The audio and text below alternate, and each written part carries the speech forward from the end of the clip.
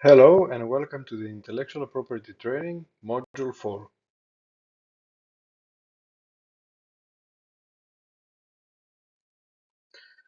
In this module, we will discuss about the enforcement steps of intellectual property rights. So it's important to identify any infringements from competitors, gather evidence against the case, consult an intellectual property attorney, which will guide you to the next steps, seize and desist a letter.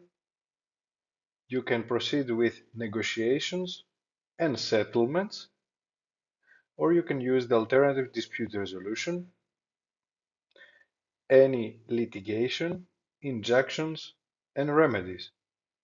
We will go into the details for the judicial and alternative dispute resolution, arbitration, and mediation.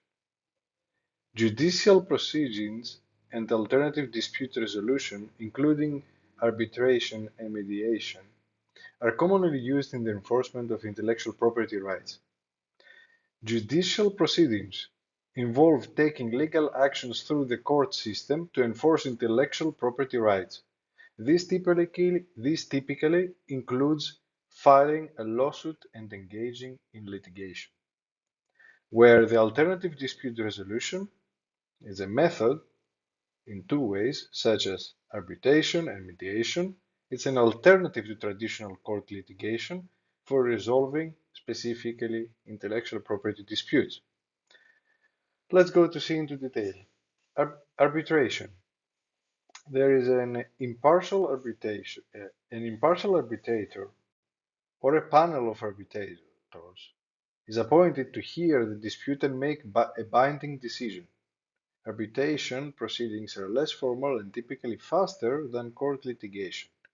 The arbitrator's decision, known as an award, is enforceable and final, where in mediation involves a neutral third party, the mediator, who assists the parties in reaching a mutually acceptable resolution.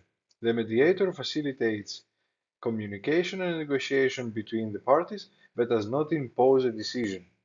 Mediation is non-binding and the outcome depends on the parties, which they reach an agreement or not. Few details concerning the new patent court and the unitary patent in Europe. The unitary pattern has a unitary effect. It's a further option in addition to the European patents and the national patents. The protection is in a single step for 26 participant European member states. The unitary effect can be registered by the patentee after the grant of the European patent, and the unitary character for said 26 countries is limitation, transfer, revocation, lapse. No translation is needed after the grant. Machine translation is sufficient, and it's a one-stop shop with centralized post-grant administration by the EPO, the European Patent Office. It has a single renewal fee and register entries.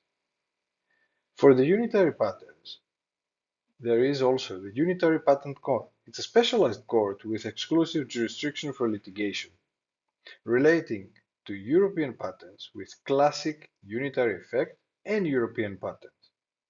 UPC, the Unitary Patent Court, includes two European instances: Court of First Instance, with local and regional divisions located in the member states, and Central Divisions Court of Appeal, multinational panels composed of legally and technically qualified judges. So for litigation, some of the best practices for dealing, for example, with theft. It's important to keep a documentation and a record keeping. Cease and desist letter, consult an intellectual property attorney, consider alternative dispute resolution, collect evidence, pursue infringement remedies, and international considerations, prevention and risk management. Thank you very much. That is the end. of the Intellectual Property Training, Module 4.